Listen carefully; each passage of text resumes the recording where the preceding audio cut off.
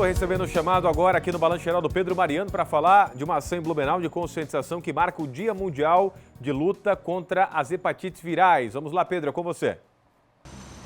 É isso mesmo, Rodrigo. Essa mobilização que está sendo feita aqui no centro da cidade de Blumenau só reforça a importância de falarmos sobre o assunto, sobre as hepatites, sobre o diagnóstico precoce dos tipos de hepatites e também sobre os tratamentos. Esta ação está acontecendo aqui bem no pátio do Teatro Carlos Gomes, às margens da rua 15 de novembro, bem no centro da cidade, no coração aqui de Blumenau. Inclusive nas sinaleiras estão sendo distribuídos kits como este, com material informativo, tem preservativo, além, claro, dos endereços das unidades de saúde que fazem esse tipo de atendimento. Só para a gente ter uma ideia da importância de falar sobre as hepatites virais aqui na nossa região, Blumenau registrou só nos 6 primeiros meses deste ano de 2025, 61 casos confirmados de hepatites virais, hepatite A, B e C.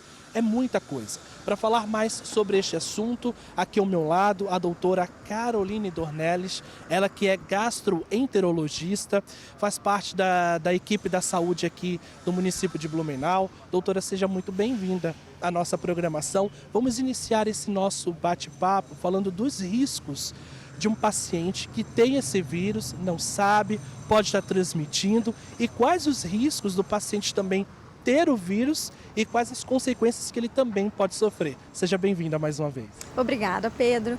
Bom, os riscos eles são diversos, na verdade, né? A gente tem desde os pacientes que a gente considera como portadores inativos, que são aqueles pacientes que não desenvolvem a doença, mas seguem transmitindo e acabam, de certa forma, trazendo um risco populacional, né? Como aqueles pacientes que acabam desenvolvendo a doença crônica e podem desenvolver complicações graves como cirrose e às vezes até mesmo o câncer de fígado.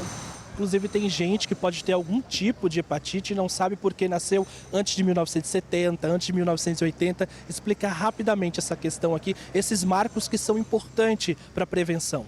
Então, na verdade, o vírus da hepatite B, por exemplo, ele foi descoberto na década de 60. E o vírus da hepatite C, ele foi descoberto em 1989. Então, existem muitas pessoas que se contaminaram antes dessa época e não descobriram que tinham a doença e podem eventualmente ter complicações graves hoje. Agora, deixa eu te fazer outra pergunta. Quais as formas de transmissão e quais os principais sintomas das hepatites virais?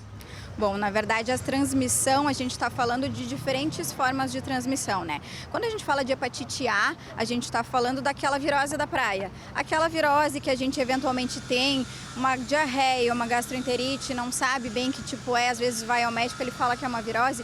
Muitas vezes a hepatite A é uma contaminação fecal-oral que a gente fala, que é quando a gente tem o consumo de alimentos ou água contaminada. A B, principalmente, é uma contaminação sexual ou até mesmo aquela contaminação que a gente fala vertical, que é a mãe para o bebê no parto ou, enfim, durante a gestação. Por isso é importante a descoberta e a testagem no pré-natal.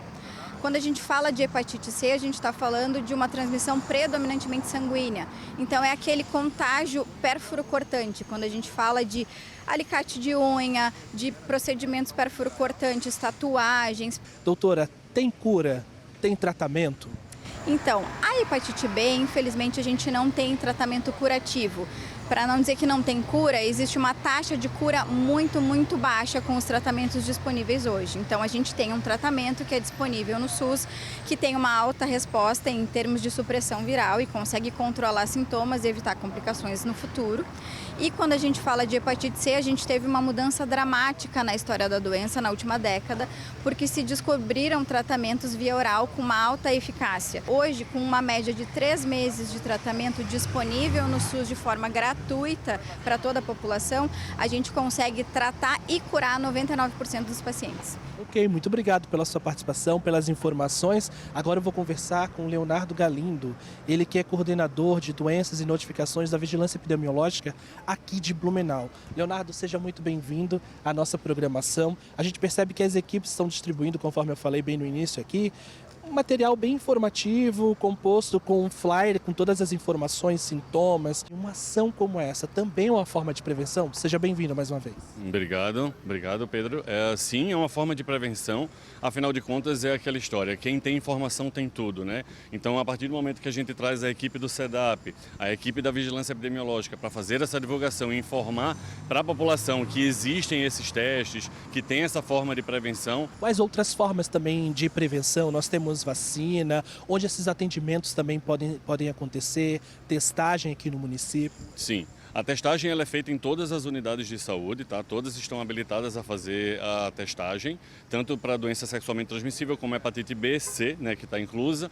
As vacinas também são gratuitas pelo SUS, todas as unidades de atendimento, todos os ambulatórios gerais da família, inclusive o SEDAP, né? Perfeito, muito obrigado pela tua participação, pelas informações. Olha, esta ação está ocorrendo aqui desde as 9 horas da manhã e deve seguir pelo menos até as 3 da tarde. Reforço, bem no pátio do Teatro Carlos Gomes, às margens da rua 15 de novembro. É só passar por aqui e aí você vai receber um flyer e também um material super informativo, bem legal, para você ficar por dentro das hepatites virais. Eu volto contigo no estúdio.